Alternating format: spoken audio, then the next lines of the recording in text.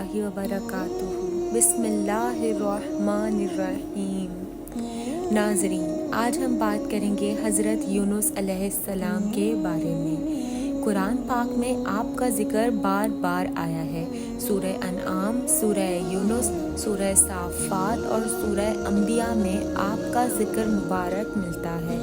حضرت یونس علیہ السلام ملک عراق کے شہر نینوا میں پیدا ہوئے تھے، جس شہر کی طرف آپ کو نبی بنا کر بھیجا گیا۔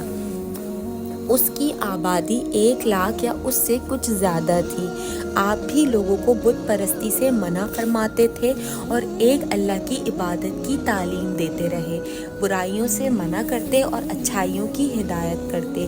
اس بات سے آپ کی قوم آپ کی دشمن ہو گئی۔ آخر قوم کی بار بار مخالفت سے تنگ آ کر آپ نے فرمایا کہ اب اللہ کا عذاب تم پر آ کر رہے گا، اور یہ کہہ کر دریا کی طرف چلے گئے۔ ایک کشتی جانے کے لیے تیار تھی، اس پر سوار ہو گئے اور روانہ ہو گئے۔ جب کشتی بیچ دریا میں پہنچی تو رک گئی۔ ملاح نے کہا، اس کشتی میں کوئی غلام ہے جو اپنے مالک سے بھاگ کر آیا ہے، جب تک وہ نہیں اترے گا کشتی نہیں چلے گی۔ قرار ڈالا گیا تو آپ کا نام نکلا۔ لوگوں نے آپ کو زبردستی دریا میں پھینک دیا۔ اللہ کا کرنا ایسا ہوا کہ ایک مچھلی دیر سے منہ کھولے کھڑی تھی، اس نے آپ کو نگل لیا۔ لیکن حضرت یونس علیہ السلام برابر اللہ کی پاکی اور بزرگی بیان کرتے رہے۔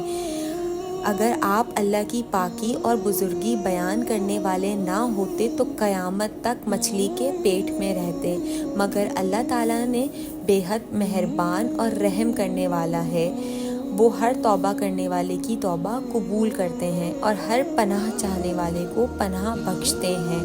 حضرت یونس علیہ السلام بغیر اللہ کی مرضی کے بھاگ آنے پر شرمندہ تھے۔ اللہ نے ان کو معاف کر دیا۔ عاجزاً آ کر اندھیرے میں پکار اٹھے، لا الہ الا انت سبحانک انی کنت من الظالمین۔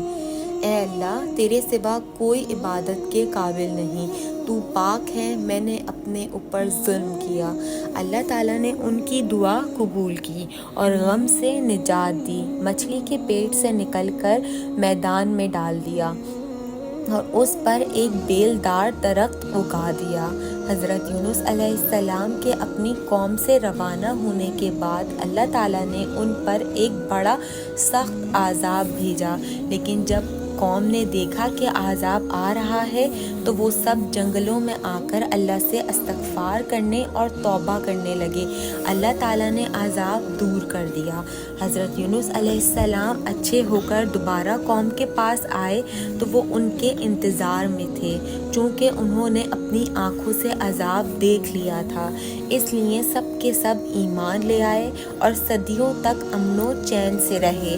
اس طرح اللہ کا وعدہ پورا کہ جو لوگ ایمان لائیں گے ان کو خوب رزق دوں گا اور برکتیں عطا کروں گا۔ چنانچہ قوم یونس علیہ السلام سے تمام عذاب اور تکالیف دور ہو گئیں، جو حضرت یونس علیہ السلام کی بد دعا اور ناراضگی کی وجہ سے ان پر مسلط ہو گئی تھیں۔